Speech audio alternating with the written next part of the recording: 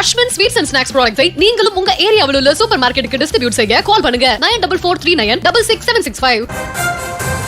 பாஜக தேசிய தலைவர் நிதின் நபீன் தலைமையில் புதிய குழு அமைக்கப்பட்டிருக்கிறது. ஜென்சி தலைமுறையினரை கவரும் வகையிலான நிகழ்ச்சிகளை ஏற்பாடு செய்யவும் திட்டம் என்ற ஒரு தகவல் கிடைக்கப்பட்டிருக்கிறது. இது பற்றி பேசுவதற்காக இணைகிறார் மூத்த செய்தி ஆசிரியர் கலைமாறன் அவர்கள். சார் வணக்கம். தற்போது தேசிய அளவில் பாஜக ஒரு புதிய முயற்சியா ஒரு புதிய குழுவை அமைச்சிருக்காங்க. தொடர்ந்து இந்த குழுவில் வேற என்னென்ன விஷயங்கள்லாம் இதுல ஆட் பண்ணப்பட்டிருக்கும் முழு விவரம்? டெல்லியில் பாரதிய ஜனதாவின் உயர்மட்ட குழு கூட்டம் நடந்தது இன்னைக்கு. அந்த கூட்டத்தில் சில முடிவுகள், முக்கிய முடிவுகள்லாம் எடுத்தாங்க. அந்த முடிவுகளில் ஒன்றாக இந்த ஜென்சி இளைஞர்களை கவருவதற்கான அந்த திட்டமும் முன்வைக்கப்பட்டிருக்கிறது. அதாவது வருகிற 29ஆம் தேதி, அதாவது 2029ஆம் ஆண்டில் நாடாளுமன்ற தேர்தல் நடைபெற இருக்கிறது. இந்த தேர்தலை எதிர்கொள்ள பாரதிய ஜனதா இப்போவே திட்டங்களை வகுக்க தொடங்கி இருக்கிறது. தமிழ்நாட்டில் இப்போ நடந்து முடிந்த சட்டமன்ற தேர்தலில் இளைஞர்கள் பெருவாரியாக வாக்களித்து ஒரு புதிய அரசை உருவாக்கி இருக்கிறார்கள், ஒரு புதிய அரசியல் சக்தியை உருவாக்கி இருக்கிறார்கள். இந்த இளைஞர்களின் இந்த எழுச்சி அப்படிங்கிறது இப்ப நாடு முழுக்க எதிரொலிக்க தொடங்கி இருக்கிறது அப்படிங்கிறத நம்ம சொல்லணும். பாரதிய ஜனதாவின் இந்த முயற்சிங்கிறது அதனுடைய பிரதிபலிப்பாக, அதனுடைய பிரதிபிம்பமாகத்தான் பார்க்கப்படுகிறது. இதுவரையிலும் தமிழ்நாட்டில் நடந்து முடிந்த தேர்தலுக்கு பிறகு பாரதிய ஜனதா ஒரு பெரிய ரியாக்ஷன் எதையுமே கொடுக்கல. அதாவது தமிழ்நாட்டின் அரசியல் நகர்வுகளை, தமிழ்நாட்டின் அரசியல் முடிவுகளை அவங்க உற்று கவனிப்பதாகத்தான் இருக்கிறது.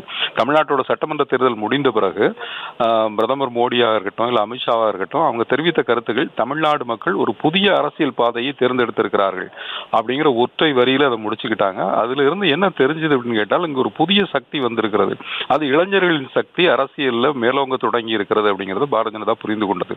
இதையடுத்துதான் நாடு முழுக்க அவங்க இளைஞர்களை கவருவதற்கு அல்லது இளைஞர்களை நோக்கி நகர்வதற்கான ஒவ்வொரு அரசியல் வியூகங்களையும் வகுக்க தொடங்கினார்கள். சமீப காலமா நீங்க பிரதமருடைய பேச்சை எடுத்துக்கிட்டீங்கன்னா, அந்த பேச்சில் எல்லாத்துலயும் அவருடைய தொடக்கமோ அல்லது பேச்சோட முடிவோ இளைஞர்களை குறிப்பிடுவதாக இருக்கட்டும். இளைஞர்களுக்காகவே இந்த அரசு இருக்கிறது, இளைஞர்களுக்காகவே எல்லா திட்டங்களையும் தீட்டுகிறோம், இளைஞர்களின் நலன் தான் எங்களுக்கு முக்கியம் அப்படிங்கிற இந்த வார்த்தைகளை பாரதிய ஜனதா ஹைலைட் பண்ண ஆரம்பிச்சிருக்கிறது.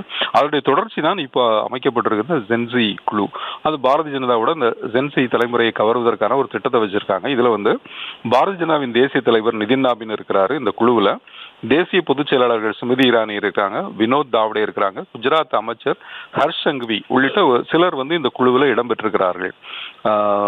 இது தவிர சத்தீஸ்கர் அமைச்சரான OP சௌத்ரி அவரும் இந்த குழுவில் இருக்கிறாரு. இந்த குழுவோட வேலை என்னன்னா, இளைஞர்களை நோக்கி நகர்வது அல்லது இளைஞர்களை பாரதிய ஜனதாவை நோக்கி திருப்புவது அப்படிங்கிற ஒரு முன்னெடுப்பை எடுத்திருக்கிறாங்க. இது என்ன பண்ண போறாங்க அப்படிங்கிறதுக்காக ஒரு சின்ன ஒரு கோடிட்டு காட்டியிருக்காங்க. என்ன பண்ண போறாங்கன்னா, பல்கலைக்கழகங்கள் அல்லது அரசு கல்லூரிகள், பள்ளிகளில் நேரடியான கலந்துரையாடல்களை நடத்துவது, அந்த கலந்துரையாடல்கள் மூலம் இளைஞர்களோடு நேரடி ஒரு ஈடுபாட்டை தொடங்குவது அப்படிங்கிற ஒரு முன்னெடுப்பை அவங்க வச்சிருக்கிறாங்க. இந்த குழுவுக்கான திட்டம் இதுவாகத்தான் இருக்கக்கூடும் அப்படிங்கிற மாதிரியான ஒரு சின்ன தகவல் மட்டும் இப்போ வெளியாக இருக்கிறது. குழு அமைக்கப்பட்டிருக்கிறது அப்படிங்கிற தகவலோடு சேர்த்து இளைஞர்களை நோக்கி பாரதிய ஜனதா நகர தொடங்கி இருக்கிறது அப்படிங்கிற என்ன அப்படின்னு பார்த்தோன்னா, வருகிற 2029 நடக்க போற தேர்தலில் வாக்காளர்களை குறிவைத்து அவங்க நகர ஆரம்பிச்சிருக்காங்க.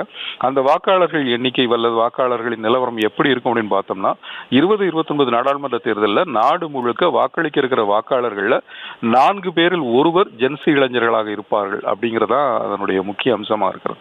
எனவே ஜென்சி இளைஞர்களை கவர்ந்தால் மட்டுமே 4வது முறையாக தொடர்ந்து பாஜகவால் மத்தியில் ஆட்சியை கைப்பற்ற முடியும். ஏற்கனவே கடந்த தேர்தலிலேயே பாரதிய ஜனதா தன் இலக்கிலிருந்து சறுக்கி இருந்தது.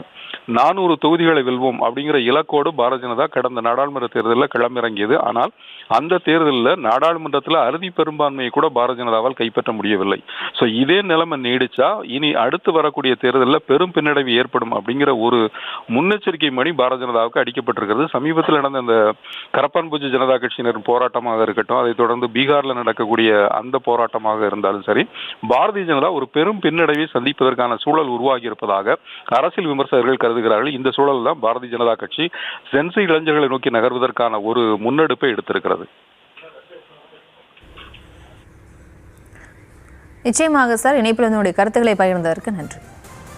அஸ்வின் ஸ்வீட்ஸ் அண்ட் ஸ்நாக்ஸ் ப்ராடக்ட்ஸை நீங்களும் உங்க ஏரியாவில் உள்ள சூப்பர் மார்க்கெட்டுக்கு டிஸ்ட்ரிபியூட் செய்ய கால் பண்ணுங்க 9443966765.